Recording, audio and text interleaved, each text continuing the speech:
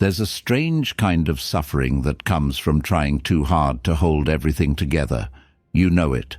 That silent war inside your chest, the constant tension, the quiet exhaustion, the feeling that if you could just control a little more, fix a little faster, force a little harder, maybe then life would finally cooperate. Maybe then peace would come. But what if the very act of forcing is what's keeping you stuck? We grow up believing that life must be conquered, that every outcome must be managed, every uncertainty crushed, every deviation corrected. But the more we try to grip life like a clenched fist, the more it slips through our fingers. Alan Watts once said, "The harder we try to control the world, the less we are able to enjoy it." And somewhere deep down, we know this.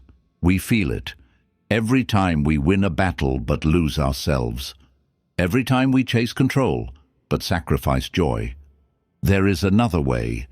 A way not of passivity but of presence.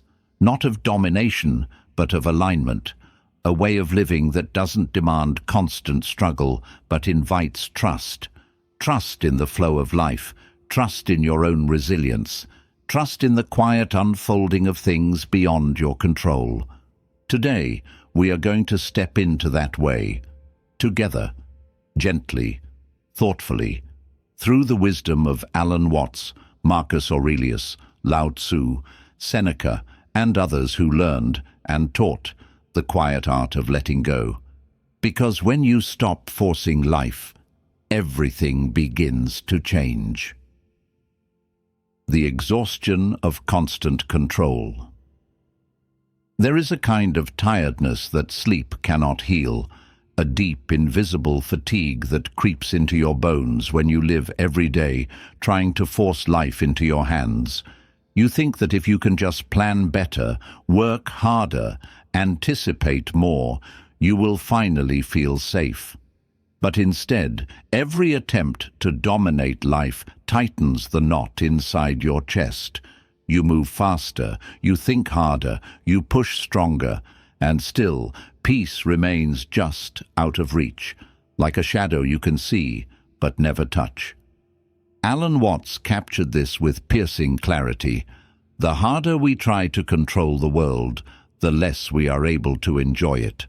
Control is seductive because it promises security. It whispers that if you grip tightly enough, nothing can hurt you. But that promise is a lie, because life is not a machine you can program. It's a living, breathing current. And trying to control it is like trying to trap the wind inside your hands. You don't catch it. You lose yourself in the effort. Marcus Aurelius, centuries before Watts, pointed us inward. Nowhere you can go is more peaceful, more free of interruptions, than your own soul. Notice what he didn't say. He didn't promise that life itself would become peaceful. He didn't say the world would quiet down if you worked hard enough. He said that the only place real peace can be found is within, the one place most of us forget to look while frantically trying to control everything outside of us. Think about it. How much of your exhaustion comes not from life itself, but from your resistance to it? How often do you feel drained, not because of what happened, but because of the mental war you fought trying to prevent, predict, or perfect it? Control is exhausting because it's endless. There's always one more detail to manage, one more risk to eliminate, one more outcome to guarantee. You can never rest. You can never breathe, because rest requires trust. And trust cannot exist where fear reigns. It's not that discipline is wrong, or that planning is bad. There's wisdom in preparation, in responsibility, in taking action. But when your preparation becomes obsession, when your action is fueled by fear rather than flow, you leave the realm of wisdom and enter the prison of anxiety. You stop living and start surviving. Imagine life as a river. If you spend all your energy trying to dam it, redirect it, control its every movement. You exhaust yourself and distort its natural course. But if you learn to navigate it, if you learn to move with its currents instead of against them, you conserve your strength. You move farther, faster, and with greater ease. The exhaustion you feel isn't because life is too much. It's because control has become too heavy to carry. So what would happen if, just for a moment, you put it down? If you stopped trying to control every conversation, every outcome, every step ahead? If you trusted yourself enough to respond rather than preempt? If you believed that you could handle what comes, not because you engineered it perfectly, but because you've built resilience within? Maybe the greatest peace isn't found in securing every external variable, but in releasing the need to. Maybe it's time to stop bracing against life and start standing with it. The art of effortless action. What if mastery wasn't about doing more, but about doing less, with greater precision? We're taught to believe that success comes from constant struggle, that the harder we push, the better we become, that the mark of greatness is exhaustion, outworking, outthinking, outlasting everyone around us. But real mastery, the kind that lasts, doesn't come from force. It comes from flow. It comes from moving with life, not against it. Lao Tzu, the ancient master of the Tao, spoke of this in a single, elegant truth. Practice not doing, and everything will fall into place. At first glance, it sounds like a paradox. How can action come from not doing? But when you look closer, you realize he wasn't calling for laziness. He was pointing to something deeper, a state where your actions arise naturally from the moment itself, without tension, without friction. Alan Watts called this Wu Wei, the art of effortless action. It's not about passive surrender, it's about aligned movement. It's when you act, not from desperation, but from understanding, not from panic, but from presence. When your efforts are so finely tuned to reality that they seem effortless, even when they are full of energy. Think of a skilled dancer. They don't fight the music. They don't plan each step with rigid intensity. They listen. They feel. Their movements arise naturally, flowing with the rhythm rather than trying to command it. That's Wu Wei. That's effortless action. But most of us live the opposite way. We try to bend reality to fit our expectations. We rush decisions. We push harder when things resist, convinced that more pressure will break the obstacle. Sometimes it works, temporarily. But often, all we create is more resistance, more exhaustion, more distance from the flow of life. Effortless action doesn't mean you do nothing. It means you learn the right timing.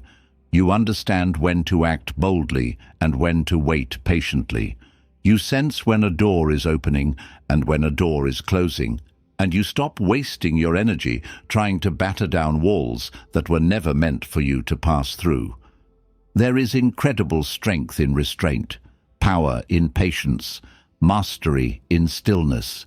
Because when you no longer act from anxiety, your actions carry the full weight of your presence, focused, clear, undistracted.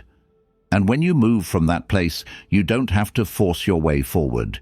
You glide, you adapt, you succeed, not by crushing life under your will, but by weaving yourself into its deeper patterns. Alan Watts put it beautifully. Wu Wei is the cultivation of a mental state in which actions flow naturally without resistance. You don't lose your ambition. You lose your need to fight everything. You don't abandon goals. You abandon panic. You trust that the right actions, taken from the right state of mind, will lead you exactly where you're meant to be, without having to exhaust yourself into collapse. So the question becomes, are you forcing your life, or are you flowing with it? When you master the art of effortless action, success doesn't feel like survival anymore. It feels like breathing, like moving with the current, not drowning in it. And maybe, just maybe, that's the kind of mastery worth pursuing. Flowing with life instead of fighting it. Have you ever noticed that the harder you fight the current, the more you sink? Life is not something you can wrestle into submission. It's not a machine you can command with the right combination of effort and strategy. Life is more like a river, wide, deep, and in constant motion. And when we refuse to move with it, when we dig in our heels and demand that it flow our way, we end up exhausted, battered, and stranded. The wisdom traditions knew this long before modern psychology ever caught up. A simple Zen proverb says it clearly: let go or be dragged. There is no third option. You either learn to release your rigid grip on how you think life should be, or you get dragged painfully by what you refuse to accept. Alan Watts described it perfectly. Trying to force life is like trying to grab water. You can't hold it, you can only swim with it. The tighter your grip, the more you lose. The more you tense against life, the more it slips through your fingers. You don't master water by fighting it. You learn to float, to move with it, to understand its currents, to trust its flow. So much of our suffering doesn't come from what happens to us. It comes from our resistance to what happens. We imagine a perfect future, a perfect relationship, a perfect self. And when reality refuses to match our fantasies, we feel betrayed, wounded, abandoned. But life never promised us perfect images. It promised change, motion, evolution. Life isn't here to obey our demands. It's here to teach us how to adapt. There's a hidden strength in surrender, not the kind of surrender that means giving up, but the kind that means waking up. Waking up to the fact that fighting reality doesn't change it. Waking up to the fact that acceptance isn't weakness, it's wisdom. The wisdom to say, this is what's here. I may not have chosen it, but I can choose how I meet it. Imagine for a moment a tree in a storm. A rigid, unyielding tree will snap under pressure, but a tree that bends with the wind survives. It doesn't fight the storm. It flows with it. It trusts that its roots are strong enough to endure the shifting winds. That's the kind of strength life is asking you to cultivate. Not brittle force, but flexible resilience. The irony is, when you stop fighting life, you don't lose your power. You amplify it. You conserve your energy for what matters. You stop wasting yourself on battles that were never yours to win. You learn to move with life's tides, adapting, adjusting, persisting, without losing your center. So the next time life pulls you in a direction you didn't plan, pause, breathe. Instead of asking, how do I force this to change? Try asking, what is life inviting me to learn here? Instead of clenching your fists, open your hands. Instead of shouting against the current, listen to it, because life is not your enemy. It's the river you were born to swim, and maybe, just maybe, the places you're meant to reach can't be found by fighting, but only by flowing. Learning to trust the unfolding. We live under the illusion that if we just plan hard enough, predict well enough, or try with enough intensity, we can control life. That with enough effort, we can shape every moment into the form we prefer. But life has never signed that contract, and the quiet truth is, it never will. There's a certain kind of fear that lives just beneath the surface of all our striving. A fear that if we loosen our grip even a little, everything will fall apart. That if we don't hold the wheel tightly with both hands, disaster will rush in. But what if the opposite is true? What if life flows more freely, more beautifully, when we stop trying to force it to obey our limited imagination. Socrates understood this when he said, "True knowledge exists in knowing that you know nothing. There is a wisdom that doesn't come from accumulation, but from surrender. Not the surrender of defeat, but the surrender of arrogance. The humility to admit that we don't know all the factors at play, and we never will. That life is bigger than any one mind can comprehend." Alan Watts echoed this beautifully. Faith is a state of openness or trust, not trust in outcomes, not trust that life will give us exactly what we want, but trust in the unfolding, trust that life, mysterious as it is, carries a deeper intelligence than our fear can recognize. Think about it. Every major turning point in your life, the unexpected friendships, the opportunities that arose out of nowhere, the lessons you didn't know you needed. How many of those came from strict planning? How many were things you could have predicted, mapped, or forced? We imagine that control equals safety, but real safety, the kind that endures, comes not from control, but from adaptability, from learning to stand inside uncertainty without letting it fracture us, from understanding that our job is not to control the river, but to learn how to swim. Imagine a sailor at sea. If they try to command the winds, shout at the waves, demand that the ocean obey their will, they'll find themselves defeated, exhausted, and lost. But the skilled sailor doesn't fight the sea. They listen to it.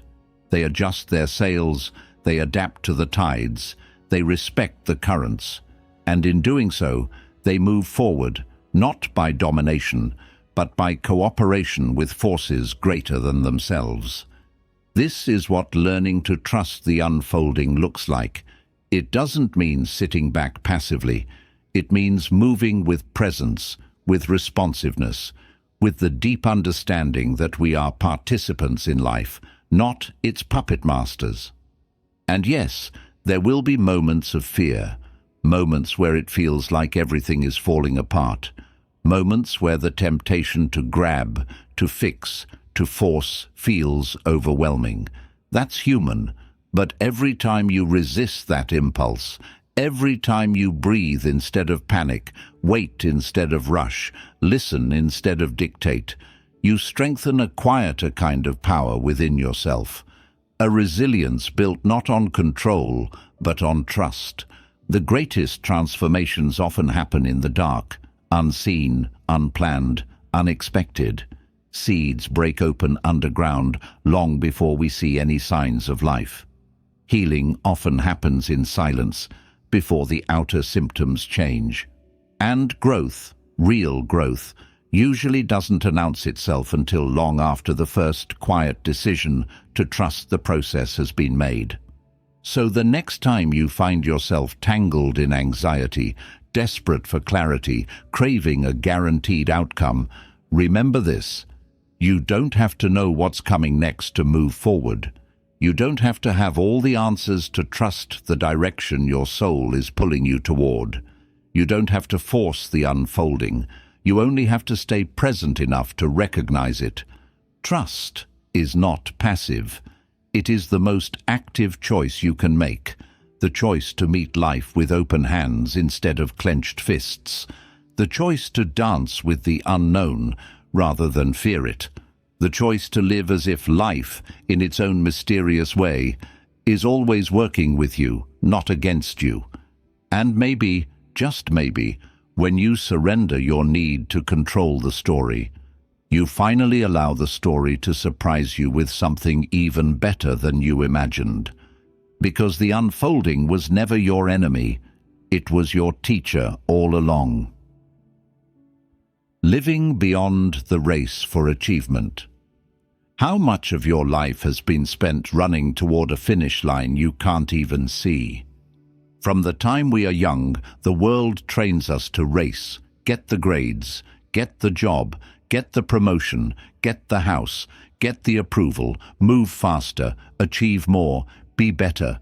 and the promise whispered in the background is always the same. When you finally arrive, then you'll be happy, then you'll be at peace. But what if the finish line keeps moving? What if every time you reach it, it pulls a little farther away, demanding even more from you and offering even less in return? Alan Watts pointed to this madness when he said, "The meaning of life is just to be alive." Simple, profound, and completely at odds with the way most of us live. We are conditioned to treat life as a project to be completed, a summit to be conquered. But life is not a task to be checked off. It's not a trophy to be won. Life is a dance, a song to be sung, a moment to be lived, not a goal to be achieved. Nietzsche too reminded us, "He who climbs upon the highest mountains laughs at all tragedies, real or imaginary, because once you step outside the race, once you see the frantic striving for what it is, you begin to laugh. You realize that most of the stress, most of the fear, most of the urgency that once gripped you were illusions. Shadows on the wall of a cave you no longer need to stay in." When you live trapped in the race for achievement, life becomes transactional. Every experience is weighed, judged, measured. You don't walk through a forest. You calculate how many steps it takes. You don't enjoy a conversation. You measure how impressive you sounded. You don't create art. You worry whether it will succeed. But when you step beyond the race, something extraordinary happens. You start to feel life again. You taste your coffee instead of gulping it. You hear the wind instead of rushing past it. You meet people without sizing them up or comparing yourself. You breathe without rushing to the next task. It's not that you lose ambition. It's that your ambition becomes cleaner, freer, unchained from the fear of inadequacy. You stop striving to prove something. You start striving to express something. You don't stop dreaming. You dream better dreams, deeper ones, dreams rooted in meaning, not in appearances. Living beyond the race doesn't mean giving up on effort. It means giving up on franticness. It means exchanging the frantic pursuit of external validation for a deeper, quieter devotion to growth, for its own sake, not for applause. And ironically, when you stop living like life is a race, you often achieve more. But it comes differently. It comes without burning yourself to the ground. It comes with joy in the process, not just relief at the outcome. It comes because your actions flow from who you are, not who you're desperately trying to become. Ask yourself, whose race are you running? Who decided that your worth would be measured by speed, by accumulation, by the visible milestones you can display to the world? You don't have to abandon all your goals. You simply have to stop believing that your soul depends on crossing some invisible finish line. Because the real tragedy isn't failing to arrive. It's racing through your one precious life so fast that you forget to live it at all. So slow down. Listen. The meaning of life isn't waiting for you at some distant summit. It's right here, in the rhythm of your own breath, in the sound of your own heartbeat, in the way you show up to this moment, fully alive, even if no one else sees it. And maybe, just maybe, true success isn't winning the race, but realizing you never needed to run it in the first place. The river that carries without effort. Have you ever watched a river move and realized it doesn't rush, yet it reaches? There's a wisdom in water that we often forget, a rhythm older than words, older than fear. The river doesn't panic its way toward the ocean.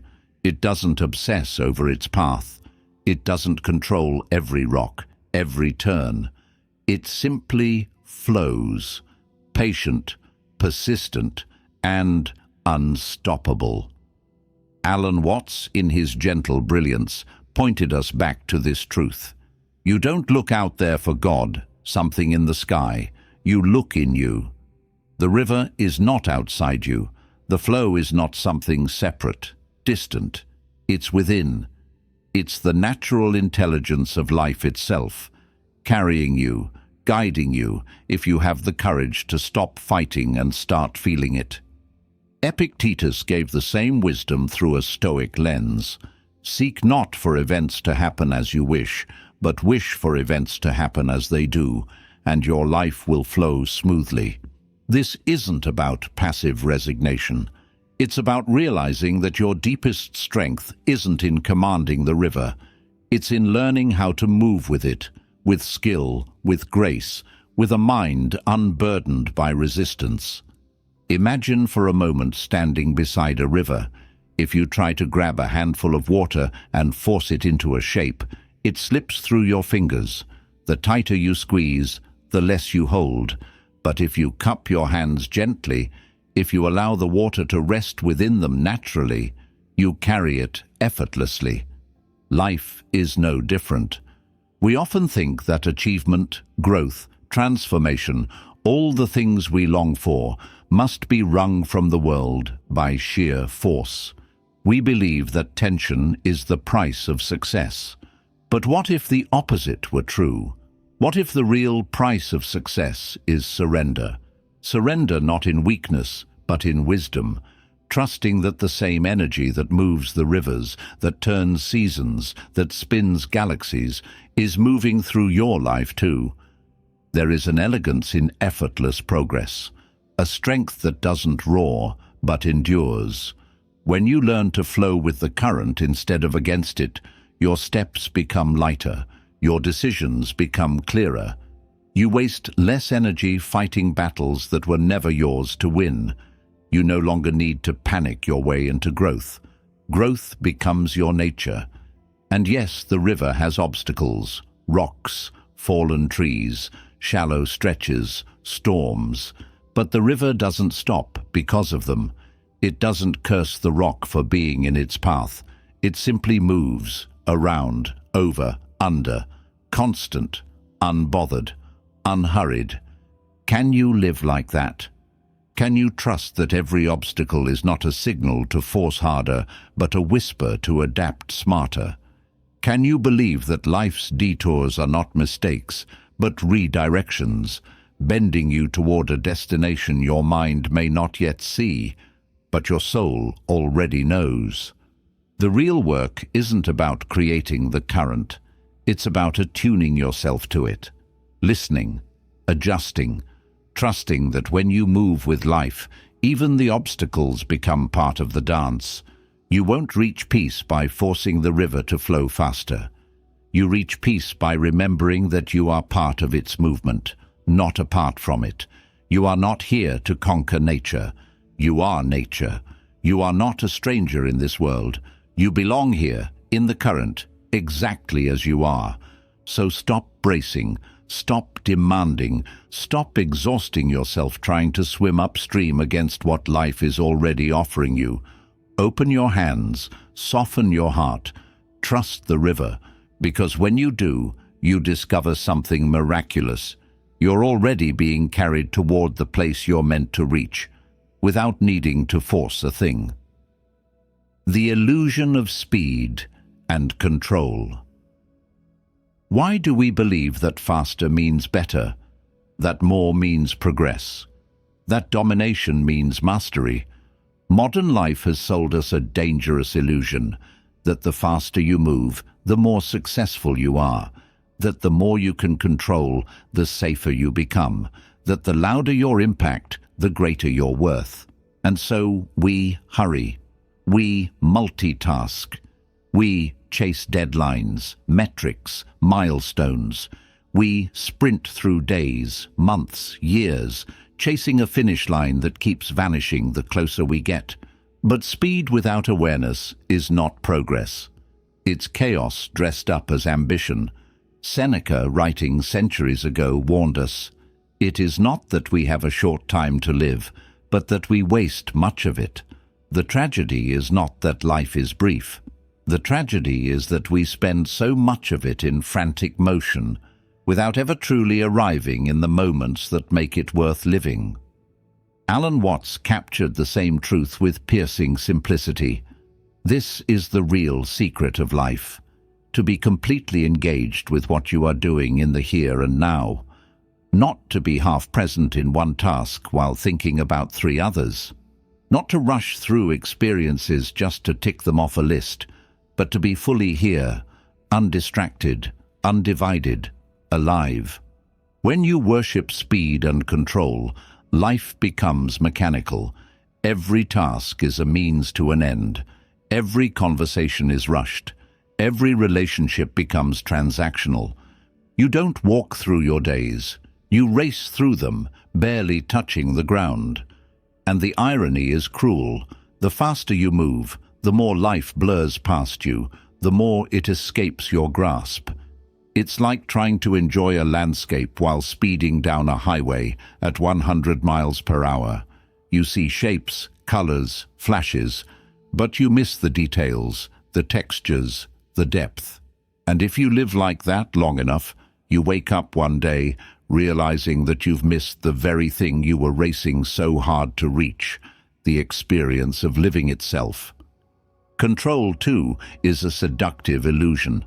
It promises certainty. It whispers that if you just plan enough, organize enough, dominate enough, you can eliminate pain, loss, failure. But life is not a machine to be engineered. It's a mystery to be engaged with, moment by moment, breath by breath. True mastery is not the ability to control everything.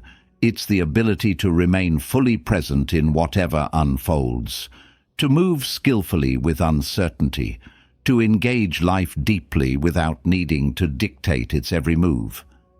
Imagine for a moment a musician playing jazz. They don't control every note. They listen, they respond, they flow. Mastery in jazz, as in life, isn't rigid perfection. It's fluid presence. It's being so attuned to the moment that your actions arise naturally, without franticness, without fear. You don't lose yourself by slowing down. You find yourself. You don't fall behind by stepping off the racetrack. You step into your own rhythm, a rhythm that may be slower, quieter, less flashy, but infinitely more real.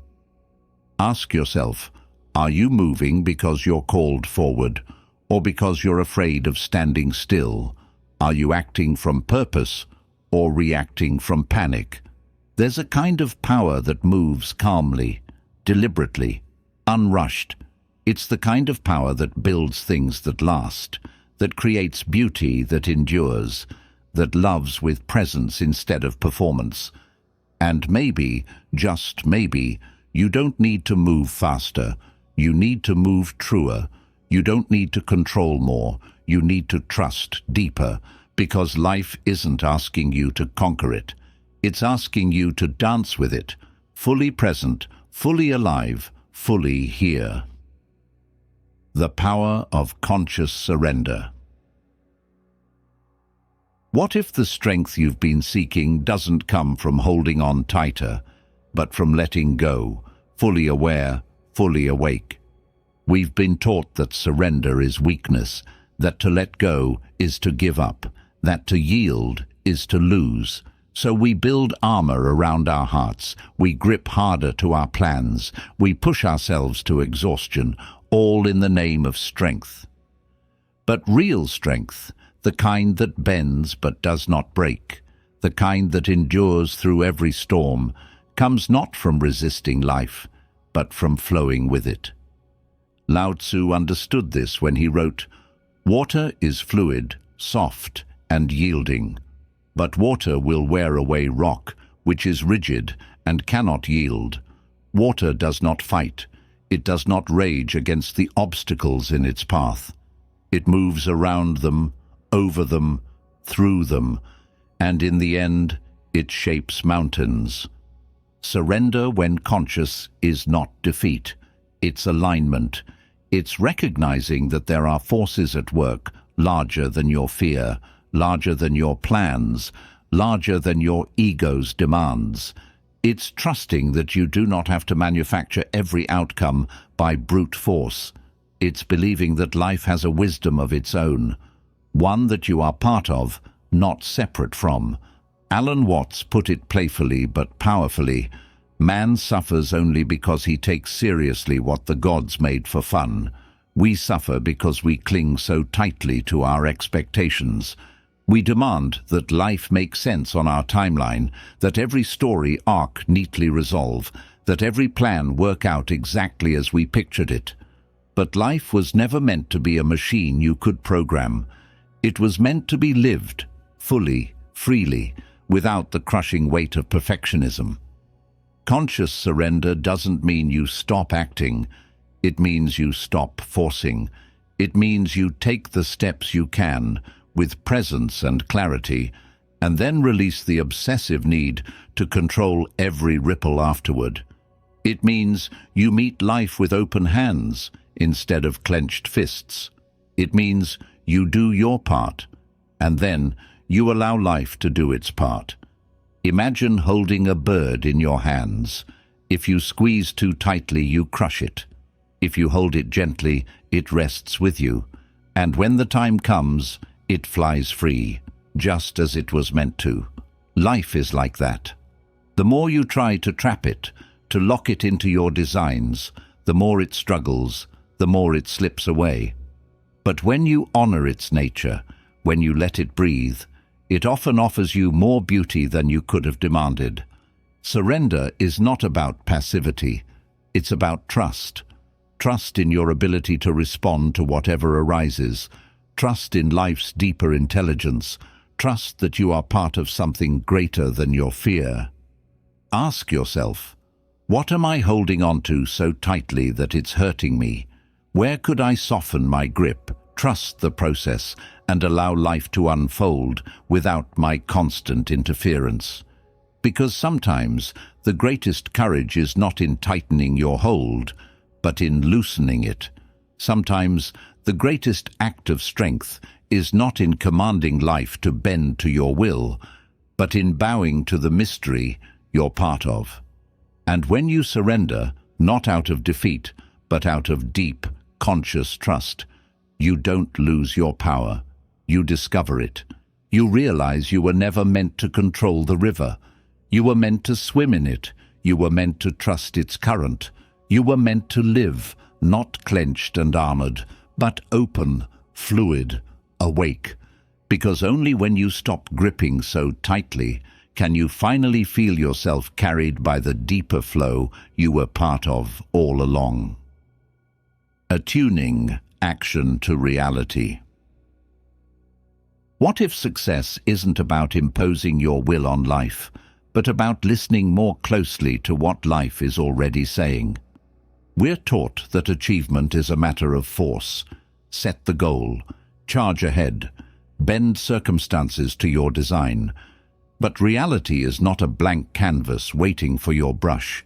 It's a living, breathing entity, full of currents, rhythms, and forces you cannot always predict or control.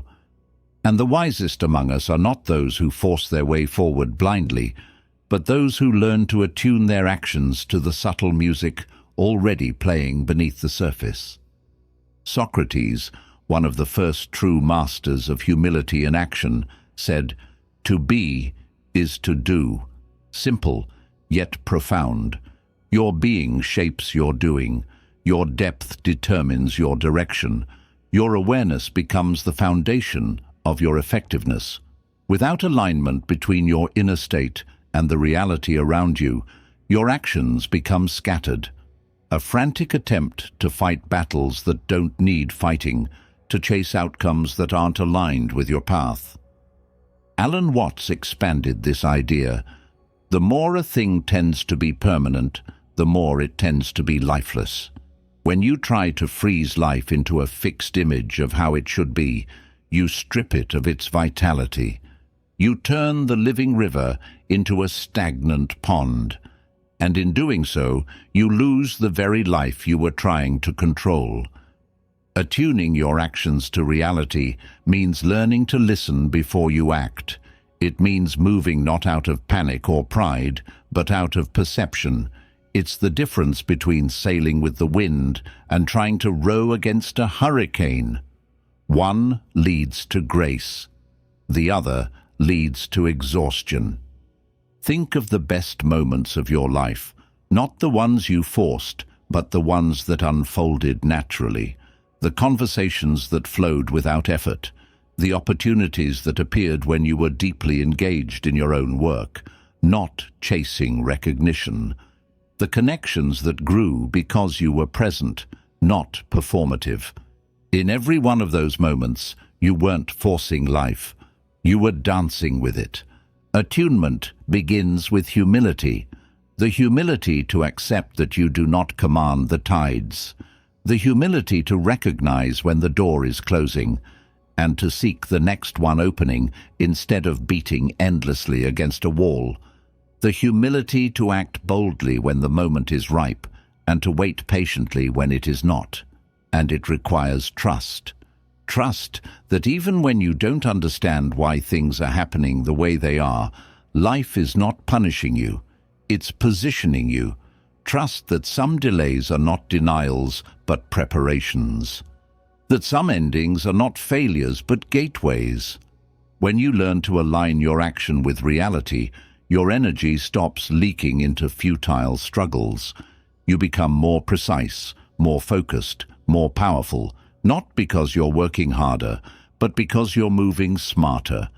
You're not wasting strength fighting what doesn't need to be fought. You're directing your energy toward what wants to grow.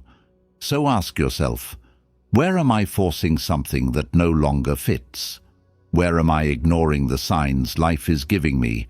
Out of pride, out of fear, out of stubbornness. And more importantly, where is life opening a door that I've been too focused to see? Because when you start listening, truly listening, to the reality unfolding around you, your actions no longer need to be frantic or desperate. They become deliberate, grounded, effective. You stop trying to control the symphony of life, and instead you find your place within it. You play your part fully, skillfully, beautifully, not because you forced the music, but because you finally heard it. Freedom through alignment, not domination. What if true freedom isn't about mastering life, but about mastering your relationship with it? We grow up believing that freedom is domination, the ability to control every outcome, to command the world to our liking, to build a life where nothing can touch us without our consent. But the harder we chase that illusion, the more we realize domination doesn't liberate us. It traps us. It isolates us. It sets us at war with reality, a war we can never truly win. Marcus Aurelius, with the clarity that only hard-won wisdom can bring, wrote, "Accept whatever comes to you woven in the pattern of your destiny, for what could more aptly fit your needs?" There's a quiet power in these words, an invitation not to surrender to despair, but to awaken to a deeper truth, that life is not a series of accidents to be fought against, but a tapestry, intricate and wise, weaving itself through your very being. When you align yourself with life, instead of constantly battling it, you discover a new kind of freedom, a freedom that isn't dependent on circumstances, a freedom that doesn't vanish when things don't go your way, a freedom rooted in presence, resilience, and trust. Nietzsche captured this spirit when he said, "Become who you are, not who the world tells you to be, not who fear demands you become, but who you are at your core, the part of you that is already aligned with life's greater movement, if only you would listen." Alignment doesn't mean passivity. It doesn't mean letting life happen to you without agency or direction. It means learning to act in harmony with the deeper forces moving through your existence. It means setting intentions, taking bold steps, making choices, but doing so with an openness to adjust, to adapt, to be shaped by the unfolding, rather than trying to strangle it into submission. There's a profound difference between forcing life and dancing with it. The one exhausts you, isolates you, hardens you. The other energizes you, connects you, frees you. Think of a surfer riding a wave. He doesn't control the ocean. He doesn't demand the wave move to his will. He studies it. He feels its rhythm. He positions himself skillfully, and then he lets the wave carry him. His freedom doesn't come from domination. It comes from alignment, from knowing when to move, when to wait, when to adjust. Life is no different. The pursuit of domination will leave you constantly tense, perpetually dissatisfied, always in conflict with the reality that refuses to bow to your commands. But alignment, true, conscious alignment, allows you to move through life with grace, to endure its storms without losing your center, to celebrate its gifts without clinging to them, to face its losses without being shattered by them. Ask yourself, am I trying to dominate life or align with it? Am I exhausting myself trying to control every variable? Or am I learning to trust the intelligence woven into every moment? Because freedom isn't about escaping life's conditions. It's about transcending your resistance to them. It's about meeting life as it is, not as you wish it to be, and finding your strength, your creativity, your peace within that reality. When you align with life, you stop being a prisoner of outcomes. You stop needing the world to validate your worth. You stop demanding that everything unfold according to your limited vision. Instead, you move with a deeper rhythm, a quieter certainty that no matter what happens, you are free. Free to respond with wisdom, free to grow through pain, free to love without possession, free to live fully, fiercely, beautifully, exactly where you are. Because real freedom was never about controlling life. It was about learning how to dance with it, skillfully, joyfully, and above all, authentically. There is a quiet revolution that happens inside you when you stop forcing life. Not because you stop caring, not because you lose your ambition, but because you finally realize the river was never your enemy. Life was never a problem to be solved or a machine to be conquered. It was, and always has been, a flow to join, a rhythm to feel, a dance to move with. All the exhaustion, all the anxiety, all the pressure we carry so heavily on our backs, much of it dissolves the moment we step out of the race and back into the current. The moment we trade domination for alignment, force for presence, fear for trust.